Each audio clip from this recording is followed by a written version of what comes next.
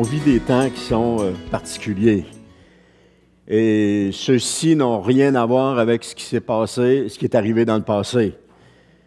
Depuis les années 60, on pourrait dire que les choses ont beaucoup évolué avec la technologie qui s'est, à partir du premier ordinateur qui prenait une pièce grande comme ici, et jusqu'à aujourd'hui où est-ce que ça tient dans notre main. Les choses ont beaucoup évolué, même les télécommunications ont beaucoup évolué. Je voyais un reportage où est-ce qu'il y a des fils qui rejoignent les différents continents, qui passent sous l'océan, dans l'océan, qui passent au fond de l'océan, et c'est des centaines de fils comme ça, c'est pas juste un, là, c'est des centaines qui passent à différents endroits, qui relient les différents continents, sans oublier les différents satellites aussi qui sont en orbite. Je ne sais pas combien, je n'ai pas regardé combien il y a de satellites, mais c'est énorme le nombre de satellites qui sont là. Et donc, les communications ont beaucoup évolué, ce qui fait que les choses ne sont plus juste régionales. Comme je vous disais la semaine passée, j'ai écouté un reportage sur le goulag et puis les camps de concentration, de déportés en Russie. Donc, c'était un problème qui se passait strictement en Russie et c'était local. Mais maintenant, les choses qu'on voit sont plus mondiales. Ça touche tout le monde parce que tout le monde est au courant des nouvelles. Ce qui se passait en Russie, lorsqu'on avait les nouvelles, ça faisait déjà peut-être des mois, je parle dans les années 30, ça faisait des mois que c'était arrivé ces choses-là lorsque la nouvelle parvenait ici en Amérique. Tandis qu'aujourd'hui, c'est instantané. Il y a une bombe qui explose à Beyrouth et puis instantanément, il y a des images qui sont lancées et tout le monde le voit presque en direct, en différé, mais de très peu. Donc, au niveau technologique, la Terre est devenue comme un village. C'est-à-dire que tout le monde est interrelié, tout le monde est interconnecté ensemble. Ce qui fait que ça fait une grande différence avec les deux dernières guerres qu'on a eues, la guerre de 14-18 et de 39-45. C'était pas ça. Juste en 39-45, il y avait René Lévesque, qui était journaliste à l'époque, et qui couvrait la guerre justement là-bas. Et ça prenait un certain temps avec les nouvelles arrivent ici, bien qu'il la couvrait. Ça prenait un certain temps, ou encore les journaux. Lorsque les gens lisaient dans les journaux ce qui était arrivé, ça faisait déjà quelques semaines que c'était arrivé. Donc, on est dans une ère qui est complètement différente de l'ère qu'on a connue jusqu'à présent. Et on vit véritablement, à mon avis, les temps de la fin sans vouloir être alarmiste. Mais pour cela, on doit considérer ce qui se passe sur la scène mondiale. Parce qu'il y a des phrases dans la Bible qui nous disent que les choses qui vont arriver vont être mondiales. Donc, pour être mondial, il faut que tout le monde soit comme interconnecté, contrairement à ce qui était auparavant local dans certaines régions. Aujourd'hui, il y a des choses que le Seigneur veut dire à son Église. Dans les temps que nous vivons, le Seigneur veut parler à son Église. Et ce n'est pas ce que nous voulons entendre. Ce n'est pas non plus ce que nous souhaitons entendre. Parce qu'on souhaite entendre des choses, on souhaite voir des choses, mais parfois le Seigneur a des choses différentes à nous dire. Chacun de nous désire entendre quelque chose qui nous est personnel. C'est correct, on a le droit. Mais Jésus n'a jamais enseigné ses disciples sur ce qu'ils voulaient entendre, sauf les quelques fois où est-ce qu'ils lui ont posé des questions. Mais généralement, c'était toujours Jésus qui initiait ce que les disciples devaient entendre. Et ce qui fait que les disciples ont reçu de la part de Jésus. Et c'est la même chose encore aujourd'hui. Jésus veut parler à son Église. Surtout dans les temps qu'on vit, Jésus veut parler à son Église. Il faut être à l'écoute pour ça. C'est encore la même chose. Et son message est important. Et son message est « préparons-nous » ou « préparez-vous ». Mais le message est de se préparer. Parce qu'il y a des temps à venir, peut-être que... Il y a des temps à venir qui ne seront pas faciles.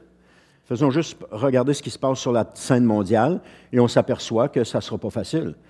Prenons juste le peuple ukrainien. Il y en a plusieurs qui vivent ça extrêmement difficile. Ceux dans lesquels l'armée russe est entrée pour combattre l'armée ukrainienne dans une ville et que vous voyez les photos de la ville aujourd'hui, c'est complètement détruit. Alors tous ceux qui avaient des possessions, qui avaient des maisons, ont dû fuir et laisser les choses là, puis s'en aller s'ils ne voulaient pas être tués. Et lorsqu'ils reviennent, il n'y a plus rien, tout est détruit, tout est défait. C'est pas des choses qui sont faciles. Et on va laisser faire les raisons, c'est pas les raisons, mais c'est au niveau humain, il y a de la difficulté, il y a des choses pénibles qui se vivent là pour les humains. Et la même chose à Gaza. Où est-ce que l'armée est entrée là, à tort ou à raison? C'est chacun de nous a son opinion, mais il y a des gens qui souffrent dans ces lieux-là. Et même à Gaza, on peut dire, c'est tous des méchants. Bien, il y a des chrétiens quand même qui sont là. Il y a des gens qui souffrent, et c'est la même chose. Ils ont dû quitter une partie pour s'en aller dans une autre, et s'ils reviennent, tout est détruit. Tout ce qu'il y avait comme possession est détruit. C'est juste pour montrer qu'il y a des choses qui peuvent se produire et qu'on va devoir quitter ce que nous possédons, qu'on va devoir abandonner ce que nous avons, et que tout ce que nous avons va être détruit. Faut être prêt à cela. C'est important de se préparer. Parce que quand on est préparé, on n'est pas surpris. Lorsqu'on n'est pas préparé, c'est là qu'on est surpris. Et c'est là qu'on est vraiment, que ça vient nous, j'allais dire détruire, mais pas détruire, mais nous décourager, nous faire abandonner parce que on s'attendait pas à cela. Je vous donne juste un exemple de même. Mon père est décédé subitement, sans qu'on s'en attende. Oh, ça donne, en tout cas pour ceux qui ont connu ça, pour le père et leur mère, ça donne tout un coup, parce qu'on ne s'attendait pas à cela. Il avait 68 ans.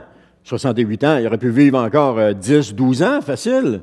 Mais non, on reçoit un téléphone, « Denis, ton père est décédé. » C'est un coup, on ne s'attendait pas à cela.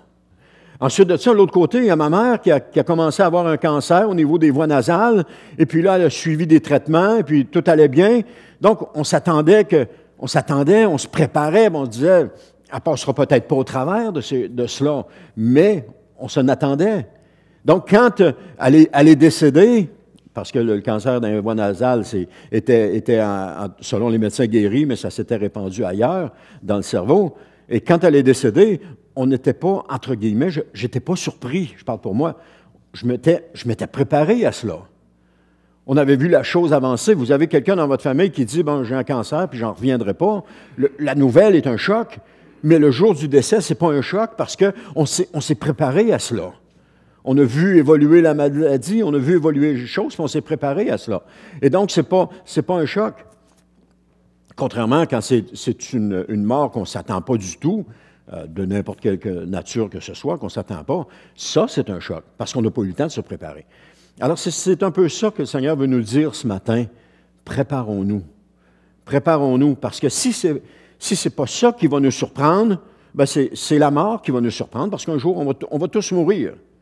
Et ça peut arriver que je meure dans un accident d'auto en retournant chez moi tantôt. Ça peut arriver. Ou encore que je ne me réveille pas demain matin parce que je suis mort dans mon sommeil. Ça peut arriver. Alors, il faut si c'est la mort qui nous surprend, il faut être prêt. Notre vie spirituelle doit être constamment prête. Elle doit constamment être en relation avec Jésus. Parce que si on veut être prêt, il faut être en relation avec Jésus. Il faut faire ce que Jésus nous demande de faire. Il faut agir comme Jésus nous demande d'agir. Il faut s'éloigner des choses de ce monde pour se coller à Jésus. Puis avoir cette relation d'intimité, de proximité avec Jésus. Et c'est seulement comme ça qu'on va pouvoir se préparer. Et cette relation d'intimité, de proximité, on l'a dans la parole de Dieu. Lorsqu'on prend le temps de lire la parole de Dieu, de passer du temps dans la parole de Dieu, c'est là qu'on va développer cette relation. Et c'est là qu'on va entendre Jésus nous parler à travers sa parole. Et lorsqu'on va mettre en pratique ce qu'il va nous dire, on va voir notre relation avec lui grandir. Parce que quand l'obéissance vaut mieux que les sacrifices, c'est ça que la parole de Dieu nous dit. Alors, quand on va grandir avec lui, on va avoir son approbation et on va avoir ses paroles d'approbation, on va avoir ses paroles d'amour et le Seigneur va marcher avec nous puis il va nous confirmer qu'il marche avec nous, etc. On va sentir plus sa présence. Non pas qu'il n'est pas présent, mais il est toujours présent, mais lorsqu'on a une relation d'intimité avec lui, on est un peu comme les apôtres avaient cette relation d'intimité avec Jésus, où est-ce qu'ils avaient cette présence de Jésus à tous les jours avec eux. Et puis on peut avoir cette présence de Jésus à tous les jours avec nous, en autant que nous prenions le temps dans sa parole Prendre le temps dans sa parole. Prendre le temps de décider, c'est-à-dire, OK, je décide, à partir de maintenant, à tous les matins, avant quoi que ce soit, je vais lire ma Bible. Je vais lire X chapitres, c'est chacun décide pour lui selon ce que le Saint-Esprit lui inspire, mais chacun va lire, va prendre le temps, et là, le Seigneur va parler. Petit à petit, le Seigneur va parler. Amen. Gloire à Dieu. Je dis aussi qu'on doit être prêt à affronter ce qui va arriver. Sur la route 170, pas loin de chez moi, ils ont déboisé pour permettre à la lumière du soleil de réchauffer la route pour éviter la glace noire. Ils ont déboisé, je pense, c'est une bande de 15 mètres, c'est ça? Ou à peu près, 15 ou 25 mètres. Et puis, en déboisant cela, ça a causé des dommages au bois qui était plus loin un peu. J'explique ma théorie. Parce qu'on voit beaucoup d'arbres cassés, renversés, brisés, même des gros arbres. Chez nous, j'en ai un gros, il est gros de même, et puis il est complètement couché à terre. Et il y en a un autre à côté qui est gros, mais là, il est tout canté lui aussi. Pourtant, c'était des gros arbres, il était supposé avoir des racines profondes, puis il était supposé se tenir. Mais ma théorie là-dessus, c'est que quand les arbres ont commencé à pousser sur le bord, parce que le vent qui vient du lac, c'est le vent nord-ouest, le vent nord-ouest, qui arrive du vent et du lac et qui, dans les jours de tempête, et qui souffle dans cette direction-là. Et les arbres qui ont commencé à pousser, ont commencé petits avec ce vent-là qui poussait constamment. Donc, ils ont grandi, et puis ils se sont fait des racines, se sont fait un tonus, afin que lorsque le vent venait, ils étaient capables de résister parce qu'ils avaient grandi dans cet environnement-là. Un peu plus loin, à 15 mètres ou à 25 mètres plus loin, les arbres qui ont poussé là ont poussé en étant protégés par ceux qui étaient sur le bord. Donc, ils n'ont pas développé cette force ou cette force-là ou les racines pour se tenir solidement lorsque le vent allait souffler. Alors, en coupant les arbres sur le bord, ça l'a rendu les autres vulnérables parce qu'ils n'avaient pas ce qu'il fallait pour pouvoir résister en cas de tempête. Et c'est ça un peu que le Seigneur m'a montré à travers cette image-là, c'est qu'on ne doit pas s'appuyer sur les autres, mais s'appuyer sur le Seigneur Jésus pour grandir et puis développer notre confiance en lui, aller chercher notre force en lui pour les jours de tempête qui arrivent dans notre vie. Parce que même aujourd'hui, on vit des jours de tempête dans notre vie. On en vit de toutes les sortes et chacun de nous en vivons. Alors si on va développer cela, on est comme les arbres qui ont grandi en étant dans le vent et qui se sont fortifiés, qui sont devenus des arbres matures, qui sont devenus forts, tandis que les autres s'appuyaient sur les autres. Alors, si on s'appuie sur les autres, on ne développe pas notre foi. Il faut s'appuyer sur le Seigneur Jésus pour développer notre foi. Parce que c'est lui qui est notre force, c'est lui qui est nos racines, c'est lui qui est notre tonus. Il faut s'appuyer sur lui, mais pas s'appuyer sur d'autres personnes. S'appuyer sur des humains, on ne développe pas de force dans ce temps-là. Parce que les humains sont aussi vulnérables que nous. Et si je m'appuie sur des humains et que je deviens grand, fort, imposant, et que ceux sur qui je m'étais appuyé disparaissent, ben je deviens très vulnérable parce que j'ai plus personne sur qui m'appuyer. Comme ce gros arbre sur mon terrain, il n'avait plus d'arbre sur qui s'appuyer. Alors c'est un peu l'image que je voulais vous montrer ce matin. On a besoin de s'appuyer sur le Seigneur Jésus. Le passage de Matthieu 24:1 introduit un des passages prophétiques les plus importants du Nouveau Testament. C'est le passage où Jésus prophétise la destruction du temple de Jérusalem. Et ce que vous voyez là, la photo, c'est une maquette qui existe à Jérusalem. Elle est construite, c'est sur un très, très grand terrain. Et puis, ils ont reproduit les maisons, ils ont reproduit le temple, ils ont reproduit la ville de Jérusalem, l'ancienne ville, la cité de David, etc. Ils ont reproduit ça tout en maquette. C'est tout en pierre. C'est à l'extérieur. C'est tout en pierre. C'est vraiment quelque chose de beau. Alors, le verset marque le début du discours de Jésus sur le mont des Oliviers, c'est-à-dire un discours dans lequel Jésus parle des événements qui vont précéder la fin des temps. Et mentionnons aussi que certaines parties du passage de Matthieu 24 concernent la destruction de Jérusalem qui a eu lieu, ou du temple, qui a eu lieu en l'an 70 par les Romains. C'est ce que le Seigneur veut que nous sachions dans le but de se préparer aux temps qui sont devant nous. Encore une fois, je ne veux pas faire peur, je ne veux pas être alarmiste, mais je veux juste qu'on soit conscient de ce qui s'en vient. Parce que l'Église va jouer un rôle déterminant dans les épisodes de la fin. Et pour cela, il est impératif de nous y préparer.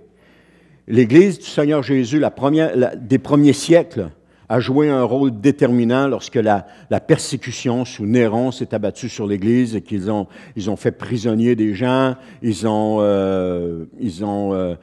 en a qui ont été emprisonnés, il y en a qui ont été tués, il y en a qui ont été envoyés dans les arènes, etc. Il y avait cette persécution-là qui était là, et cette Église-là venait de commencer, et elle faisait face déjà à des persécutions. Et même avant cela, l'Église des apôtres, les premiers apôtres, la première Église, a fait face à des difficultés sous l'apôtre Paul. L'apôtre Paul qui persécutait l'Église et qui le dit lui-même qu'il persécutait l'Église.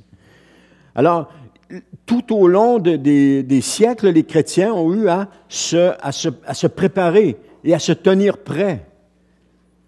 Donc, ce qu'on voit, c'est que Jésus, en quittant le temple avec ses disciples, va prophétiser sur la destruction du temple, et ce qui va marquer une rupture significative dans l'histoire spirituelle et religieuse du peuple juif. Parce que quand Jésus est mort sur la croix, juste avant de mourir, il a dit « Tout est accompli ». Et « Tout est accompli », c'est que ceci venait confirmer que Jésus était le sacrifice parfait et que nous n'aurions plus besoin jamais de sacrifice pour l'expiation des péchés. Jésus avait accompli le sacrifice parfait une fois pour toutes. Parce que dans l'Ancien Testament, les gens qui vivaient sous la loi avaient besoin de sacrifices d'animaux pour expier leurs péchés. Et lorsqu'il avait commis un péché, il allait voir le grand prêtre, ou il allait voir les sacrificateurs, et puis ceux-ci intercédaient, etc., pour eux, en offrant un animal en sacrifice. Et il y avait aussi le sacrifice d'expiation pour le peuple, qui, une fois par année, le grand prêtre offrait un sacrifice, et il entrait dans le lieu très saint avec le sang de l'animal. Et c'est ça, Jésus, en mourant sur la croix, est entré, comme nous dit l'Épître aux Hébreux, dans le lieu très saint, non pas avec le sang d'un animal, parce que Jésus est reconnu comme étant souverain sacrificateur. Il est entré non pas avec le sang d'un animal, mais avec son propre sang, afin que le péché soit expié une fois pour toutes. Après la mort de Jésus, les Juifs, une majorité de Juifs, certains oui, mais d'autres non, n'ont pas reconnu Jésus comme étant le Messie. Donc, les sacrifices ont continué dans le temple, les sacrifices d'expiation, ce qui n'était plus nécessaire pour l'époque, parce que le sacrifice de Jésus était accompli. Et ça a continué. Ce qui fait qu'à un moment donné, Dieu a décrété que ça devait se terminer et que l'armée romaine a envahi Jérusalem en l'an 70 et ils ont complètement détruit le temple et la population juive, il y en a qui sont morts, mais il y en a d'autres qui sont partis, qui se sont répandus dans toutes les nations. Ça mettait fin. Ce moment-là mettait fin au système sacrificiel, qu'on peut dire comme ça, complètement, c'était terminé, il n'y avait plus de sacrifice qui était offert pour les péchés. Les Juifs se réunissaient dans des synagogues, et dans les synagogues, ils n'offraient pas d'animaux en sacrifice. C'était seulement au temple qu'ils le faisaient. Donc, le temple est un symbole de jugement, si on regarde ça. Dans Matthieu 24, 1, ça nous dit... Là-dessus, Jésus quitta la cour du temple et tandis qu'il s'éloignait, ses disciples s'approchèrent pour lui faire remarquer l'architecture du temple. À première vue, les disciples qui quittent avec Jésus font remarquer à Jésus, regarde le temple, il est-tu beau avec ses pierres les unes sur les autres, puis ses ornements, tout ça. Ça paraît être un commentaire simple ou un commentaire simple sur la magnificence du temple. Mais le contexte suggère beaucoup plus que cela. Et c'est ce qu'on va voir ensemble. D'abord, le temple de Jérusalem représentait non seulement le centre de la vie religieuse du peuple juif, mais il était aussi le symbole de la présence de Dieu dans la ville. Parce que les gens allaient au temple, ils allaient dans la présence de Dieu. On voit ça dans 1 Roi, chapitre 8, versets 10 à 11, qui nous dit « Au moment où les prêtres sortirent du lieu saint, La nuée lumineuse remplit le temple de l'Éternel. Les prêtres ne purent pas y rester pour accomplir le service à cause de la nuée, car la gloire de l'Éternel remplissait son temple. On vient de construire le temple, c'est le temple de Salomon, il vient d'être terminé, on est le jour de la dédicace du temple, et là, pendant qu'ils font les sacrifices, qu'ils font la prière, la nuée de l'Éternel envahit le temple, tellement que les prêtres ne peuvent pas rester là, ils doivent sortir de là, ils sont incapables de rester là. Puis, ça nous démontre que Dieu est descendu dans le temple à Jérusalem. Il était, pour les Juifs, la rencontre ou le lieu de rencontre avec Dieu. Ensuite de ça, le temple de Salomon a été détruit lorsque Jérusalem a été envahi par Babylone et que la population a été déportée en Babylonie, à Babylone. À Babylone. J'ai tendance à dire Babylone, excusez-moi, mais c'est Babylone. Alors, ils ont été déportés en Babylonie. Et ensuite, quand ils sont revenus 70 ans plus tard, grosso modo, sous Esdras, ils ont reconstruit le temple. Et c'est ce temple qui est à Jérusalem, mais qui avait été rénové, disons-le comme ça, rénové par Hérode. Hérode avait fait cela pour plaire aux Juifs. Il avait fait cela parce qu'il voulait plaire aux Juifs, etc. Parce qu'Hérode lui-même était un Juif, mais il était pas, il était ce qu'il était. Alors, et c'est ce temple-là que les Romains ont détruit en l'an 70. C'est le temple qui avait été reconstruit par Esdras et puis rénové par Hérode. Et c'est eux autres qui l'ont détruit à ce moment-là. Et je disais que la destruction allait marquer un changement monumental. C'est-à-dire que le fait que Jésus quitte le temple a une signification qui est très profonde. Parce que si vous allez voir les versets 22 et 23 de Matthieu, vous allez voir que Jésus a une conversation assez houleuse avec les pharisiens. C'est là qu'il les traite de race de vipères, si ma mémoire est bonne, ou d'hypocrites. Et puis, ensuite de ça, Jésus quitte en disant que plus jamais OK, je n'ai pas les mots exacts, là, mais ensuite de ça, Jésus quitte le temple en disant que plus jamais il reviendrait dans ce temple-là, que c'était terminé. Et ça, Jésus, en quittant le temple, Jésus est la gloire de Dieu. Donc, en quittant le temple, c'est comme si la gloire de Dieu s'éloignait du temple ou sortait du temple à ce moment-là. Ce qui fait que lorsque les Romains ont détruit le temple, Dieu n'était plus dans ce temple-là, parce que Jésus était sorti du temple. Et ça, on voit ça dans Ézéchiel, chapitre 10, verset 18, qui nous dit « La gloire de l'Éternel quitta le seuil du temple et vint se placer sur les chérubins. » Donc, on a un mouvement ici où est-ce qu'on voit la gloire de l'Éternel qui quitte. Et au verset 23 du chapitre 11, toujours d'Ézéchiel, ça nous dit « Ensuite, la gloire de Dieu s'éleva du milieu de la ville et se tint sur le mont qui se trouve à l'est de Jérusalem. » Jésus, lorsqu'il quitte la cour du temple et que les disciples lui font remarquer les monuments, puis tout ça, se dirige vers où? Sur la montagne, le mont des Oliviers. Et le mont des Oliviers, il est où? Il est à l'est de Jérusalem. Et ici, on voit que la gloire, dans Ézéchiel 11, 23, qui a quitté, s'est élevée au milieu de la ville, elle est sortie, puis elle est allée se tenir sur le mont à l'est de Jérusalem, donc le mont, possiblement le mont des Oliviers. Donc, on a ici la prophétie, dans Ézéchiel 11, 23, de Jésus qui quitte le temple et qui va s'asseoir sur le mont des Oliviers. On a cette image, cette merveilleuse image-là, de la gloire de Dieu qui quitte le temple, qui sort du temple. Alors, le temple, bien que magnifique sur un plan architectural, parce qu'effectivement, il est magnifique sur un plan architectural, parce que toutes les pierres qu'Hérode a fait faire pour rénover le temple ont un biseau sur le côté. Ce n'est pas des pierres qui sont coupées à brut, elles ont un biseau à 45 degrés, je ne pense pas qu'on le voit là-dessus. Elles ont un biseau, et toutes les pierres qui sont placées là ont ce biseau-là sur le dessus qui nous fait voir que c'est les pierres du roi Hérode. Alors, le temple, bien que magnifique sur le plan architectural, était devenu un lieu de corruption par l'hypocrisie religieuse puis l'injustice des pharisiens puis des sadducéens, etc., qui étaient là. On voit ça dans Matthieu 21. Maintenant, le sort du temple est scellé à partir de ce moment-là.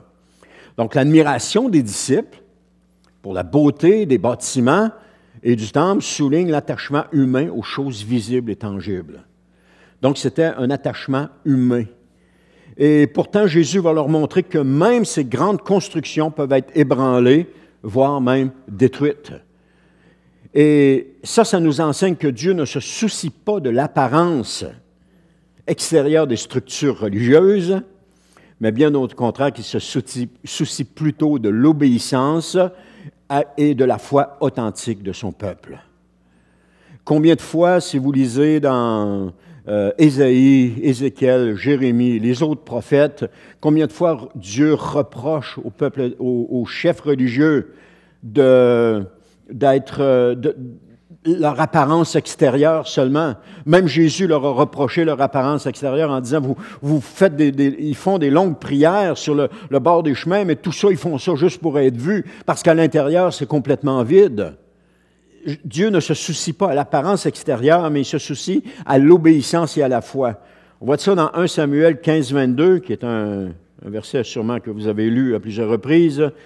C'est Samuel lui dit alors, « Les holocaustes et les sacrifices font-ils autant plaisir à l'Éternel que l'obéissance à ses ordres? Non, car l'obéissance est préférable au sacrifice, la soumission vaut mieux que la graisse et les béliers. » Ici, on a un lien qui est fait avec la graisse et les béliers, c'est-à-dire avec les sacrifices qui étaient offerts dans le temple.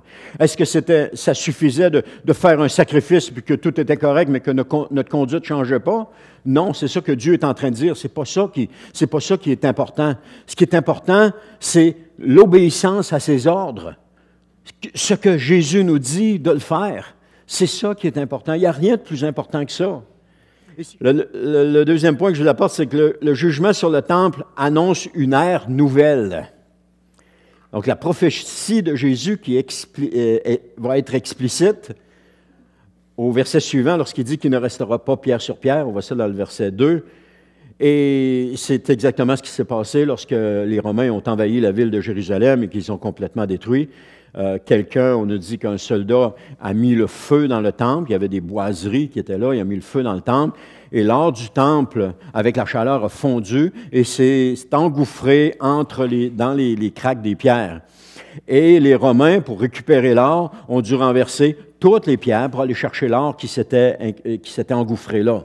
Et c'est pour ça que Jésus a prophétisé qu'il ne restera pas pierre sur pierre. Tout va être entièrement détruit. Donc, ils ont entièrement retourné chacune des pierres pour aller chercher l'or. Le temple aussi était au cœur de l'adoration selon la loi de Moïse. Mais cependant, Jésus, par sa venue, j'ai dit tantôt, inaugurait une nouvelle alliance où la présence de Dieu n'allait pas être limitée dans un bâtiment. Et on voit ça dans Jean chapitre 4, versets 23 à 24. Jésus qui parle à la Samaritaine en disant « L'heure vient et elle est déjà là où les vrais adorateurs adoreront le Père par l'Esprit et en vérité, car le Père recherche des hommes qui l'adorent ainsi. Dieu est esprit et il faut que ceux qui l'adorent en esprit et en vérité. » Donc ce verset-là nous illustre comment maintenant nous pouvons adorer Dieu. Et on va voir un petit peu plus loin que nous sommes le temple du Saint-Esprit. Et il y a comme deux dimensions. J'espère qu'on va le voir. En tout cas, je continuerai peut-être la semaine prochaine si je n'y arrive pas là. Alors ce verset illustre également la tendance humaine de se concentrer sur ce qui est temporaire. Les yeux des disciples étaient fixés sur les bâtiments, la beauté des bâtiments, ce qui était quelque chose de temporaire, quelque chose qui allait être détruit. Et Jésus va plutôt leur dire de fixer leurs yeux sur l'éternité, parce qu'elle ne sera jamais détruite. L'éternité va durer pour toujours. Et l'apôtre Paul va dire dans Colossiens chapitre 3, versets 1 à 2, « Mais vous êtes aussi ressuscités avec Christ. Recherchez donc les réalités d'en haut, là où se trouve Christ qui siège à la droite de Dieu. De toute votre pensée, tendez vers les réalités d'en haut et non vers celles qui appartiennent à la terre. » Tendez vers les réalités d'en haut. Tendez vers ce qui est en haut et non sur ce qui est en bas, sur la terre. Parce que tout ce que nous connaissons sur la terre va être détruit. Dieu, de toute façon, dit dans Ésaïe, dans l'Apocalypse, qu'il va refaire un ciel nouveau, une nouvelle terre et un ciel nouveau. Donc, tout ce qu'on a ici va être entièrement détruit. Et pas juste là. Le jour où vous allez mourir, vous n'emportez rien au ciel. Vous laissez tout ici. Donc, il n'y a rien, c'est rien de solide qu'il y a ici. C'est rien sur lequel on peut s'appuyer. C'est comme mes arbres qui étaient appuyés sur les autres. Lorsque tu les ont coupés, ils sont tombés, ils sont cassés, ils ont été brisés par le vent. Et c'est la même chose avec cela. Si on s'appuie sur ces choses-là, on va être vulnérable parce que le jour où ces choses-là vont être détruites, soit sous nos yeux, soit parce que pour quelque raison que ce soit, quand ça va être détruit, on va se retrouver avec quoi? On va se retrouver brisé, couché par terre, on va se retrouver cassé, on va se retrouver comment? Et c'est pour ça qu'il faut s'attacher à Jésus, s'attacher à lui, et rien d'autre, ni personne d'autre, seulement Jésus. La prédication ce matin aurait pu être Jésus, Jésus, Jésus, rien que Jésus. Parce que c'est lui qui est la puissance, c'est lui qui est notre force, c'est lui qui est notre soutien, il n'y en a pas d'autre. Jésus, plaire à Jésus, faire ce qu'il nous dit, être avec lui, avoir cette relation avec lui. Tout est pour lui, tout est en lui. Rien, rien d'autre n'est que lui. Et ça, avoir on n'a pas besoin d'être des extrémistes pour ça. On a juste à être des chrétiens normaux qui vivons notre vie parce que nous devons travailler pour manger. Mais travaillons pour manger, pas pour accumuler des biens. Et lorsqu'on travaille pour manger, on peut avoir cette relation avec Jésus. On peut continuer cette relation et entretenir cette relation avec Jésus. Mais l'important, c'est de lui obéir. Il n'y a rien de plus important que ça. Rien. Lui obéir, faire ce qu'il nous demande de faire. Et ça, je l'ai dit tantôt en commençant, la seule façon d'obéir à Jésus, ça va être de lire sa parole, de se plonger dans la parole, de plonger nos yeux dans la parole, d'avoir un temps avec lui. Parce que quand on veut entendre quelqu'un nous parler, il faut l'écouter, il faut passer du temps avec lui. Si on ne passe pas de temps avec lui, on ne peut pas l'entendre nous parler. Et si on est loin de lui, on ne peut pas l'entendre. Pour entendre parler, il faut prendre le temps d'arrêter puis d'écouter. Alors, il faut prendre le temps d'arrêter puis d'écouter le Seigneur. Prendre le temps d'être avec lui. Prendre le temps, c'est ça qui est important. Prendre le temps. Faire ça. Et ça contribue à notre préparation. Se préparer. Se préparer parce que il y a des choses qui s'en viennent et on a besoin d'être préparé. Et le moyen de se préparer, c'est de tisser cette relation solide avec le Seigneur Jésus. Je ne peux pas en dire plus que ça ce matin, je vais m'arrêter ici. Je continuerai la semaine prochaine, il y a d'autres choses encore intéressantes, mais il faut tisser cette relation avec Jésus. J'ai vécu ma vie chrétienne, auparavant, je l'ai vécu de différentes façons. Je l'ai vécu dans des moments où est-ce que j'étais super hot avec le Seigneur, dans d'autres moments où j'étais super loin du Seigneur. Mais Jésus était tout le temps là. Jésus était tout le temps là, il ne m'a jamais abandonné. Même dans les moments où j'étais loin de lui, il ne m'a pas abandonné. Et même dans les moments où j'étais loin de lui, il trouvait le moyen de me parler. Même si il y avait des bouts, est-ce que je lisais même plus ma Bible, tellement j'étais découragé, tellement j'avais plus le goût de rien, je lisais même plus ma Bible, mais Jésus trouvait le moyen de me parler pareil. Il trouvait le moyen de me parler à travers toutes sortes à travers des passages bibliques sur des posters qu'il y avait dans la maison. Il trouvait le moyen de me parler. Il faut toujours rester accroché à Jésus. Aujourd'hui, j'ai compris que cette relation avec Jésus devait être développée, que cette relation avec Jésus devait être proche. Et depuis que j'ai cette relation avec Jésus, parce qu'à un moment donné, il a fallu que j'en suis revenu de ce découragement-là, et j'ai commencé à plus m'approcher de Jésus. Et il y a des hommes de Dieu qui ont fait que j'ai désiré de m'approcher encore plus de Jésus. Je me souviens d'une rencontre qu'on avait pour les hommes au camp de l'Arche avec l'église où est-ce qu'on était. Et c'était justement notre frère Mario Cyr qui était là. Et puis je l'écoutais parler. Dans sa prédication à cette époque-là, je l'écoutais parler. Puis je disais au Seigneur, Seigneur, j'aimerais ça avoir la foi de cet homme-là. Ça veut dire que je n'avais pas beaucoup, là. J'étais loin, là. J'étais loin du Seigneur. Mais je trouvais le moyen encore de parler au Seigneur. Et le Seigneur a exaucé ma prière. Le Seigneur a exaucé ma prière parce que j'ai pu m'approcher de Dieu, j'ai pu m'approcher de Jésus, j'ai pu commencer à tisser cette relation avec Jésus-là. Avec des hauts et des bas, bien entendu. Ça ne nous arrive pas dessus comme ça, bang, tout d'un coup, puis une journée on est de même, le lendemain on est autrement. C'est avec la relation, c'est que... Et en écoutant le Seigneur nous parler, puis en obéissant à sa voix. Parce que je sais que quand j'obéissais, j'avais l'approbation de Dieu, mais quand j'obéissais pas, je n'avais pas son approbation. Je le sentais, je le vivais, c'était là, c'était comme présent. Et aujourd'hui, je veux m'approcher encore plus, parce que plus qu'on s'approche de Jésus, plus qu'on va être proche de lui. Et puis, on ne sera jamais plus proche de Jésus que ce qu'on veut être proche de Jésus. Mais il y a de la place pour s'approcher, tant qu'on veut s'approcher. Il va toujours avoir de la place. Puis Jésus va toujours nous faire de la place pour s'approcher. Il ne nous laissera jamais. Il ne dira pas, « Oh, OK, c'est assez, là, tu es trop proche, là. Garde tes distances, je ne suis plus capable. » Non, il n'est pas un homme. Il va toujours nous recevoir. Il va toujours nous accepter dans sa présence. Il va toujours nous prendre avec lui.